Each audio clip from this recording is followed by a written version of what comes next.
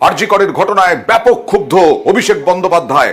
প্রথম থেকেই পরিস্থিতি সামাল দিতে ব্যর্থ প্রাক্তন অধ্যক্ষ সেই সন্দীপ ঘোষের বিরুদ্ধেই আবার উঠছে অভিযোগের আঙুল।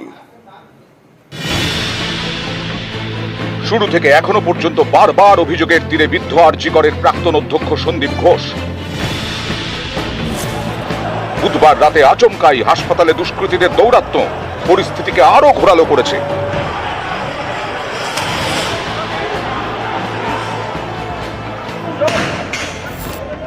এই ঘটনায় চূড়ান্ত ক্ষুব্ধ তৃণমূলের সর্বভারতীয় সাধারণ সম্পাদক অভিষেক বন্দ্যোপাধ্যায়।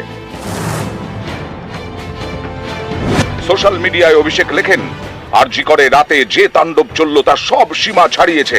আমি জনপ্রতিনিধি হিসেবে পুলিশ কমিশনের সঙ্গে কথা বলেছি, কমিশনারকে অনুরোধ করেছি যাতে ঘটনার সঙ্গে জড়িতরা চিহ্নিত হয় এবং তারা যে দলেরই হোক 24 ঘন্টার মধ্যে তাদের বিরুদ্ধে আইনি ব্যবস্থা নেওয়া হয়।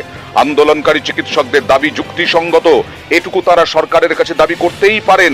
চিকিৎসকদের নিরাপত্তা অবশ্যই সবার আগে দেখা উচিত। কিছুদিন আগেই নিজেকে দলীয় কাজ থেকে বিরত রেখেছিলেন অভিষেক বন্দ্যোপাধ্যায়। 2016 সালে নারদকাণ্ডের পর একই লোকেদের মন্ত্রী করা হয়েছিল বলে তিনি তৃণমূল সরকারের শপথ গ্রহণ অনুষ্ঠানে অনুপস্থিত ছিলেন।